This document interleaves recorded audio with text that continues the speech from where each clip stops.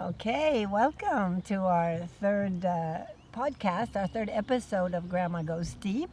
And this time we have a live podcast here on Öland at the Space of Love Festival. And I found three adorable teenagers that want to join and talk about how life is for them, or what they think about, what they're feeling, what it's like to be a teenager on planet Earth.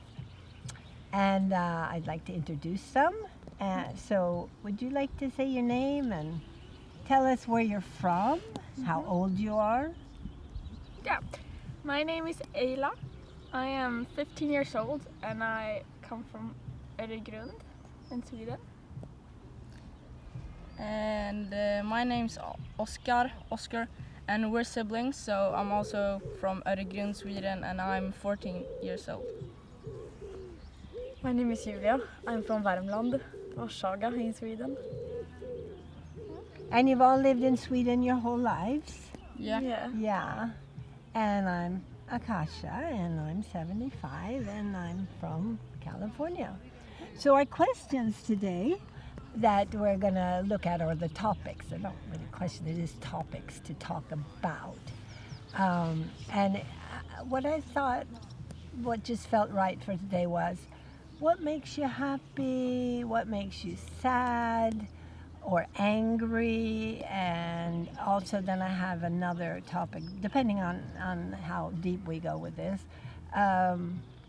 What about spirituality? Do you have any relationship? Do you believe in God, or do you have any other kind of spiritual ideas or beliefs? So, but we'll go back to the first one. I think we just start with is what makes you happy. So, who's the brave one who wants to go first? Well, I can go first. So, what makes me happy? I love to spend time with my friends, my family, and I play football as an activity, so of course I get happy when I play football. It's like a way to get away from reality and just be myself. And with my friends, it's also like I can be myself with my friends, and then, I get happy. So, I would say be with my friends and play football. Right, because I was going to ask you about the family part. I want to hear a little bit more about that, because some people, when they're teenagers, they're like, I don't want to be with my family. Yeah. But you said it, so. Yeah, well, of course, because I'm a teenager, I'm 14. Sometimes it's like, oh, you guys are so annoying. But most of the time, I really enjoy being with my family, and yeah. And your family is, do you have one family or two families, or? Well, I don't really understand what you mean by that. I mean, some kids today, if their parents are separate, they have, a mom and maybe other siblings. Well, I do have, my mom and dad lives apart. My dad lives in Stockholm, my mom in Öland. And so I have, first, this is my sister. We're real, what do you say, both of the parents. Yeah. And then I have half siblings, one brother and one sister, and they live in Stockholm. So, but I would say we're still siblings. Yeah. And so sometimes you're with your dad and your siblings there. Yeah, when we're at our dad's house, we not every time, but sometimes we go and meet them. Okay. How old are your half siblings? So my sister, her name is Emma. I think she just turned 23. Oh yeah, they're older. Yeah. And then my brother, his name is Sam, and he is 18. 18. Okay, so quite a bit older than you. Yeah. Okay, Ayla or Julia? I don't know. Do you want to start, Ayla, or? I can go. Yeah, as Oscar said, I am very happy when I'm with my family usually. And of course sometimes it can get very annoying. if I'm just trying to have my own space and they're just coming in and trying to talk and stuff.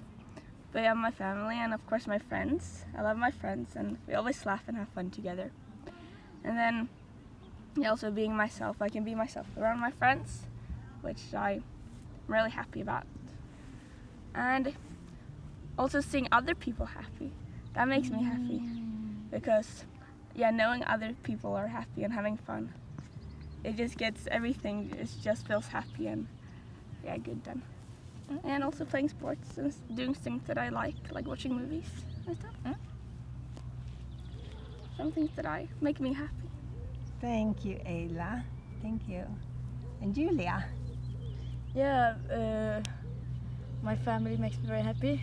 I really appreciate them because I tried to avoid them, when I was like 13 or 14. But now I really appreciate them very much. I really appreciate my friends too, my friend group. We like, yeah. I also like doing things. I also get happy from doing things I like. Being outside, experiencing new things, trying new things, climbing. Yeah. Different sports or adventures? Yeah, I go maybe, outside. Yeah, being outside. Yeah, seeing new places, meeting new people. Yeah. So do you guys go traveling? How is that for you? Do you travel with your family or? Sometimes. Yeah, because some people really enjoy traveling. Yeah. I really enjoy traveling. I think it's really nice to see new places and experience new things that I haven't seen before. Yeah, yeah. Yeah, so I'd say what makes me happy then is I really like to be in nature, and I really like to be with my, with my family. I like to be with my kids, and I love to be with my grandchildren, just being with them or being in contact because almost all of my grandchildren are teenagers. And teenagers aren't so interested in old people so much. So when I find something, so one thing that really made me happy was that I suggested to my oldest grandson that he go on a dance course to learn bachata, and he wanted to do it. I couldn't believe it, and he wanted to do it with me. So we went to bachata, and then he continued, and I support him and to continue, and that makes me so happy that my grandson is dancing because I love dance. That's what I love to do also. I forgot to say that. I love to dance. So, and I also love to create a space where everybody is happy. Like you said, I thought that was really touching that you said that you like when other people are happy. That is really true for me also. Probably true for everybody, but I don't think you think about it that much. And here at this festival, people are really happy. And I'm just so happy that I get the opportunity to help create this space. So, what does anybody want to think about? What makes them angry or sad? You get to choose. Or if it's both, you can talk about both. And it can be something really personal or something in the world that you know about.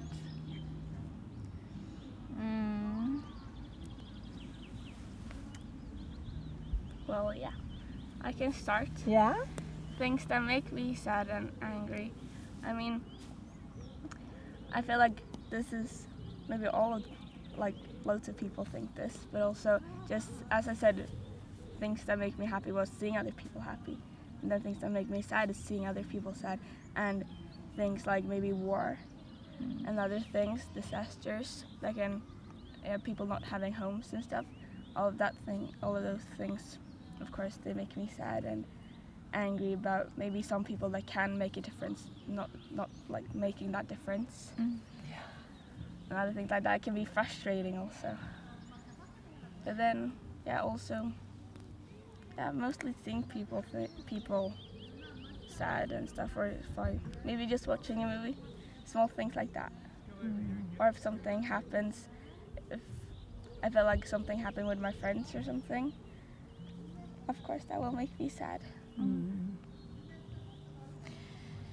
Yeah, I feel like you said on the happy part and this angry and sad part, like I really believe in that emotions make other people feel the same. Like if I'm really happy and then that makes you guys happy, and if I'm in like a bad mood and angry, and then I think that makes other people angry. So yeah, I really believe in that, and so that's why I try to stay happy so other people can stay happy.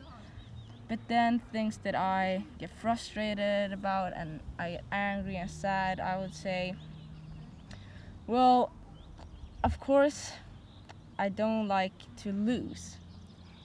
Of course, like I play football, so I get really angry when I lose and stuff. And that's just like a teenage thing, I know. But then also, of course, like she said, I get frustrated about war, world hunger, stuff like that. But I can't really think about things that make me really angry right now. Julia, what do you have to say? What makes me sad or angry?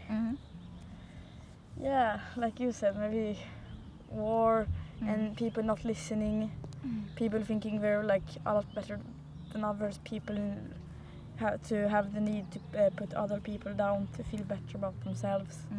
It makes me really angry. We have a girl in our class who really, is talking about injustice and everything, but she's treating people very unequally. Yeah. And I think that's very unfair, actually. Yeah. So people that are hypocritical. Yeah, people that aren't her friends, this one closest to her, she's, very caring about the people who aren't close to her. She treats, very, very bad, and yeah.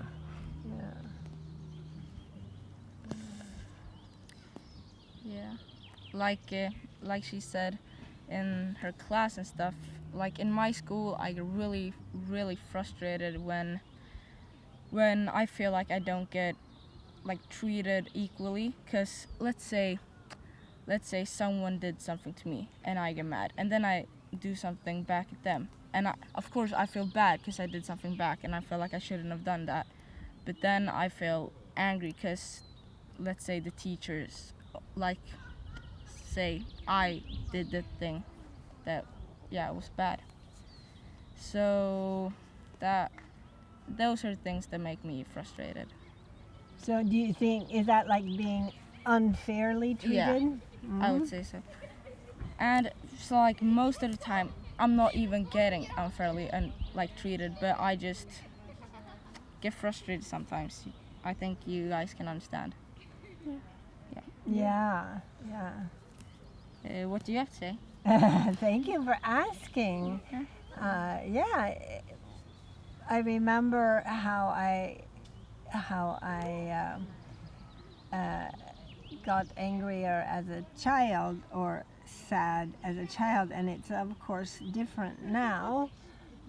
As a grandmother, it's very, very sad to see my children or grandchildren, but specifically children in this case, that do things when they're adults, or young adults, because up until the time that they've grown up and are considered grown up, maybe at 18, you can maybe influence them, and then it's like you have to watch them make mistakes, and they're going to do these things that are just really stupid, and you can't do anything.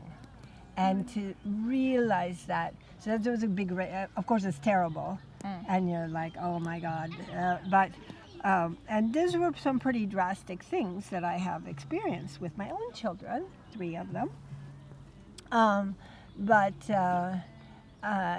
You can't do anything about it, and then you just learn that I've learned that they have to make their mistakes, and it's always about time, and they will learn these things slowly but surely. They will learn and of course, now I have a situation where I have one of my children very, very angry at me, Oh. so I'm on the edge of heartbreak continuously. Um, but I'm very much a person who lives in what makes it not so sad. So this is more sad than anger. This is not anger. What makes it very, very sad is when I think about it, and I think that no matter what I do, I cannot affect the situation. Yeah. So I don't think about it, and I have so much other things to do that make me feel really good. That I think one of you or both of you talked about being positive. Yeah. Yeah, I know you said, Oscar, about just choosing the positive way of the present moment, and so yeah. So I mean, in the world, I think it's crazy what's happening in the world. It's just awful in so many ways. It's so wrong, and it's like. And it will change, and we are the ones that are going to create the more beautiful world that our hearts know is possible. And I'm really convinced of that. It's kind of crazy, but I'm really convinced of that. So that all the craziness that is, it's like this is going to change. These guys are doing this really stupid stuff, and they are going to self-destruct. And we are, and goodness wins and love wins. So you see how I didn't really answer the question very well, but that's what gets me talking about what's really important for me, and that's what I want you guys to do as well. Yeah. Talk about what's really important.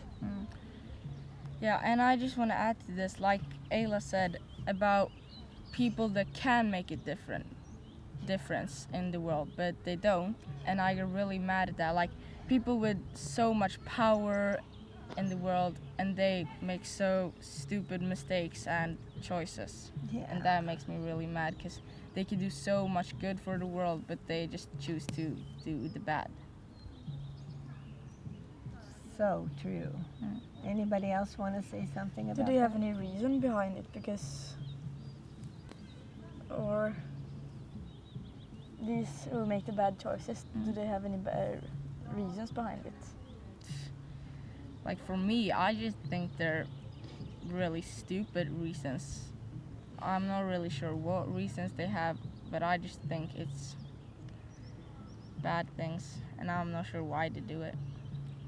Yeah, because maybe we all have different thoughts and beliefs and stuff. So maybe they're doing something that they think is good, and they're doing it for maybe a good reason, even though almost everyone else can think it's really bad. It's good for them. Yeah, Sorry, I exactly. interrupted. Yeah, no, it's fine. But maybe they think it's good just because it can benefit them in some reason, even though it can hurt a lot of other people. They think they prioritize themselves and that reason, and and the thing they're doing. So that can be a reason to why they're doing things that we might think are really bad. Exactly. Julia, have you got any thoughts about that? Yeah, like she said, benefit themselves, and doesn't listen to everybody. Right. Well, yeah, that brings up another question. It's like, do you think that humans are born good? Just picture any little baby.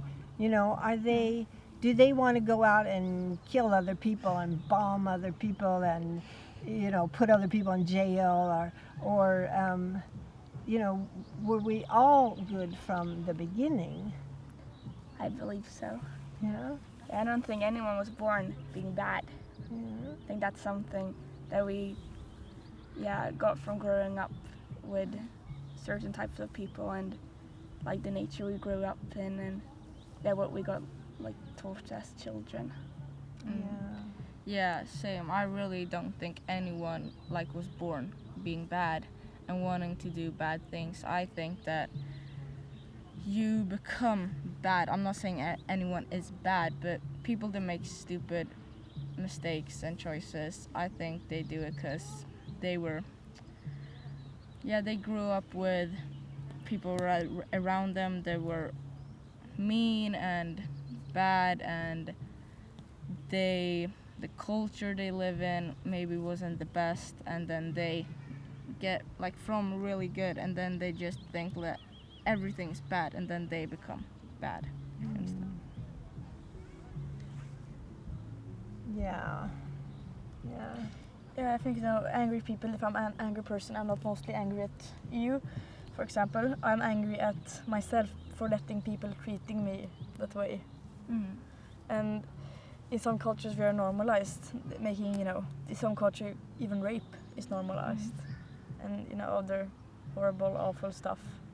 And when we normalize something new, we have to put no limit on it, and we don't see any wrong in the action. Yeah, exactly. Because some things that, as we said before, if you grow up something, then you'll think that it's normal and it's nothing to be like, well, why would people think this is bad? If you always grow up with it thinking it's good and it's for a good reason and we know why we're doing this. So then for some people it's not even like bad things they're doing just because they don't know anything like else. Yeah. They think it's good. Yeah. Like hitting children, many generations just thought it was normal, nothing wrong with it. Yeah. And it took like 2 generations to stop it. Yeah, that was exactly what I was thinking about hitting children. Yeah, it actually, Sweden, where we are, is one of the first, or the only, or the first country that made it illegal. Yeah. And the other day I heard that it's actually okay in the United Nations to hit your children. And I also heard that it's, at the same conversation, that being hit by your parents is equally harmful and traumatizing as being attacked on the streets. Yeah. It's really traumatizing, but it's such a good example of, because in my generation, I mean, my parents hit me, and that was what you did, and you could say it in the store. You could hear somebody say to their kids, "Stop crying or you'll get a spanking." And even the word spanking is like, it's kind of cute. You spank your children. It's not like you abuse your children, or you what would you say, whip, or it's kind of cute, and that's a very good example of how something that's really wrong gets normalized, like you guys were saying. I'm really glad you learned that word, normalized. That word is new in my vocabulary, and it started probably in 2020, when all the crazy stuff happened. That we talked about things being normalized, and so that's something new with your generation, because that wasn't even a word that anybody used, and me as an adult or anybody, and now you understand that whole process, that things can be normal but they're not okay, right? And we could probably think of a lot of things that are normalized but not okay, like I mean, I think a lot of children, and you can tell me if you agree, a lot of children will naturally react when they see beggars and poor people, and they want to help. Yeah, it's an instinct, Yeah. Is a person struggling, and that person might be you or someone you know. So. Yeah, and if you're a little kid and you really care about, and you say, well, I have lots of food. Why doesn't that person have food? Why doesn't that person? And I think that's the goodness of us humans, especially children. Yeah. Shall we? We could talk for a long time, but I'm thinking about that other question about spirituality, or if I say, do you believe in God? That question is kind of like there's an idea of God, because it's a word that we use often in Christianity. Yeah. But are you atheist? So if you're not an atheist, then what are you? That could be the question. And you all know what atheists are, right? Well, yeah. I'm not an atheist. I believe in God, or I believe in something at least, some higher, person. And I do usually say that I'm a Christian, and I do believe in God and Jesus, but I don't necessarily believe in everything that's maybe stated in the Bible and stuff like that, and all of the rules that belong to Christianity. But I do believe in something, and something that I also believe in is that everything comes for a reason, everything happens for a reason. And then with that, I usually think that it's God that has a reason with doing all of these things that happens. And that's something that makes me believe in God, and everything has a reason and stuff. Mm-hmm. Julia, are you a Christian or? Yes, actually. I was born with it, but lately I wonder, do I really believe in something bigger, or I'm just scared of dying? Because I always been very scared of dying, and I still am very scared of dying. And aging you, Akasha, made me less scared of aging, actually. Yeah, wonderful. Yeah, but I think there's something bigger than us, definitely, because what's the purpose then? Being born just to die again. Something, it has to be something bigger than than to struggle and have pain for your entire life. Yeah. Well, I'm a Christian, and I believe in God. And God can be like so many things. It could be a spirit, it could be a person, it could be a book, it could be anything. And I think you decide what God is. And I believe God is like a spirit that can control and help you in life. And the thing that Julia said, that you could be afraid of dying, and I was afraid of dying when I was a little younger, but then now I think more that like when you die there's another life after death and you can be reborn and stuff. So now I think more of like, I don't want to die, of course, but if I die, I will be reborn as maybe an animal, other humans, something different. Yeah, I also believe in rebirthing. That's which is a thought in other religions than Christianity. And also, me and Oscar here, we grew up in church since we were kids, because our mother now, she works she works with church and stuff. So when we were children, when we were kids, we were a lot in church and did like activities with church, and in our where we live, the church is very big. They make a lot of activities and stuff for children, and try to get as many people into it without making it like forced or anything. It's just you can come if you want. Everything is free. You can eat food. You can just be here. You don't have to do anything. You can just be here. So I think that's also a reason why I got into church and Christianity and God and stuff, because I was born into it. But I think that's good. I don't think that's anything bad, so I'm fine with it. I'm really good with that also. And also I said it's not that I'm not very Christian, if I say so myself. I don't pray that much, and I don't really talk to God. But I still think that there's someone. I still think that there is God. Wonderful. So good. Do you want to say any more about that? About I haven't really experienced something spiritual, but sometimes you can just sense it. Oh. Tell me a little bit more about that, how you can But, sense it. When you see a beautiful sunrise, that it's so much more bigger than that. Because there are so many people, and it has to be some bigger purpose than just getting through everything. Oh, I feel so touched by all of your talking, and I try to remember what I was thinking to share it also. So one thing, when you talked about the church, I thought about how kindness and generosity are very much a part of Christianity, and maybe in Islam. I don't know that much. Maybe in Judaism. I don't know that much.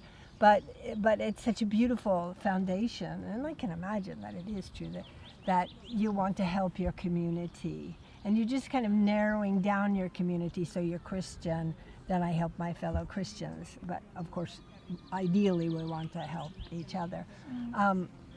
There's one woman who's written very interesting books, and she says it's scientifically proven that humans are wired to care, share, and be fair. That's kind of cool. Yeah. That's kind of cool, because when you think about it, yeah, that makes sense. That's what we want. And I know in America, when there's a tragedy or catastrophe, everybody people have a lot of stuff in America, so they'll fill up their pickup truck with meat from their farm and drive there and help these people. And I mean, there's so many stories of people are so ready to help each other. And I think we'll actually get a lot more opportunity in our near future to help each other, because I think that may be necessary as things get a little bit more difficult. Another thing for me, another way of saying God to me, is the loving intelligence or intelligent love. I like that they both work. It's an intelligence, because like this tree and how they all work together. It's an intelligence. It's not just random. In fact, I used to have this thing. My son was or is an atheist, and I hope I'm not being too revealing here. But anyway, we just take your atheist idea and the idea that it's random. And I say, well, it's like if I have my kitchen. My kitchen has all my cabinets full of flour and beans and can of tomatoes and things. And like if a tornado came and just mashed up my kitchen, the chances that I would have a lemon meringue pie made of the ingredients that I have all the ingredients for a lemon meringue pie, and that would be a really cool thing, a random thing. But do you think it's going to happen? No, that doesn't seem very likely, does it? And that to me is the random theory. And random is another word that I heard one of my grandchildren using, which I never used as a child. And random has become more into our vocabulary. And it's like, what is this random coming into our vocabulary? It gave me something to think about. If people don't think that there's any greater order, then they start using that word random. So loving intelligence, and then there was one more thing, and that is, okay, this is getting really, really out there, but I believe that we are gods. So that the God that is, for me, the word God is fine, and it's not a person or a figure. It's an intelligence. I mean, that's the best way to say it. It's this loving intelligence. There's another expression, pro-life, which actually means something else, but for me it's a really good expression. Pro-life. I am for life, living. So everything I love, the birds and the flowers and everything that's growing, and then we are growing. But the thing with us humans, especially the women, is that they can actually give life together with help from the men. They actually create life. And to me, that's, oh my God, we are gods, that we actually create life. Because I don't know what you think about aliens, and maybe, but I think the robots, all this fake stuff, it's not real, but the babies are real. miraculous. Things that we create are real. so that's miraculous. It is. It's miraculous. Mm-hmm. Anything you'd like to say about that? Do you believe in miracles? I do. You do. Okay. Have you ever experienced a miracle? Well, it's hard to think about right now at this point. Well, I don't know, to be honest. Probably. Well, I think a miracle can be like, for someone a miracle could be like if the world was going to like the end and then something saved it, and that could be a miracle. And then for someone a miracle could be like if you dropped your plate and it didn't smash. So I think a miracle is like so like you could say it's very like, what do you say, versatile. Many people can think different things of a miracle, and I think a miracle is something amazing, something that can save, and something that did anything good for not just me but for the world. And me experiencing a miracle, I don't really think I have, but not that I can think of, but I wish I could. Okay, I'm going to talk to your mom, and she's going to tell me, she's going to remind you of a miracle that you have experienced, because it can be small. Okay. There's the little ones, and then there's the whoppers, but the little ones can... Well, I think one miracle is that I've been born, because there's so many, like, there's so low chances to just like me that I was born. So then I think that, of course, is a miracle. I think that everyone that was born is a miracle. Wow. That's wonderful. And you, Julia, who say that you've had a fear of death. So how do you feel about being born, and how do you feel about miracles? Miracles can be, we can't see them. Maybe, one time when you crossed the road, you were supposed to cross the road, but someone just, oh, hey, can we talk? And you didn't cross the road, but that's good because there were a car crash or, a very fast car driving. So maybe that's a miracle. Everything can actually, you never know really what a miracle can be. And we maybe have a guardian angel for keeping us alive. Because actually, we can die at any time, actually. And the tree can just fall on us and we can die, but the miracle is holding it up.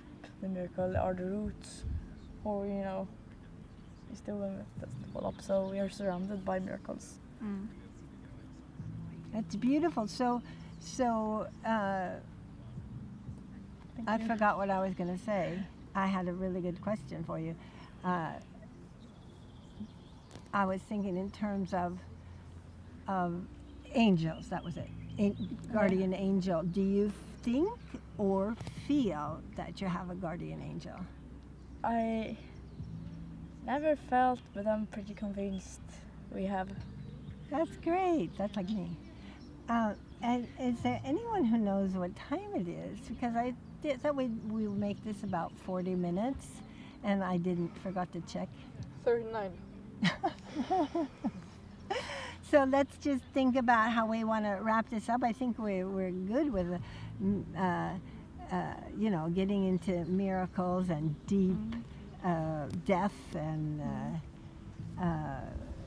But I think we could look for miracles. I mean, just like pay attention to that a little bit more, because I couldn't think of a miracle, but I know I have miracles, but I can't remember them right now.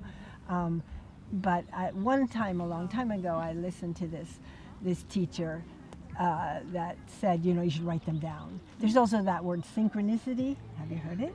Have you heard it? It's a big word. Have you heard that word, synchronicity? No. Okay, it means when it's like you're thinking of a person and then they call. Oh. Things, it seems like a coincidence, but it seems like a little more, and it's very often favorable. It's not a bad coincidence. It's a good, you met somebody and he knows your brother, and that kind of but also synchronicities are also often very helpful because something happens that you didn't organize it yourself, but it happened anyway. So, and those are actually kind of little miracles. And the teacher that I was mentioning, he said you should write them down, and make a point of acknowledging those miracles or synchronicities, and that will make them happen more because you're saying, yes, it happened. So, yeah. Well, I just want to say this about Julia said that, let's say if I was gonna cross a road, but then my friend says, hey, wait, come here, I have to talk to you. And then when I was gonna cross the road, maybe, let's say I would die because a car would crash or something. And I think that's very, very interesting. And I think about that very often. Like, if, let's say my mom asks, do you want to go out and do this with me?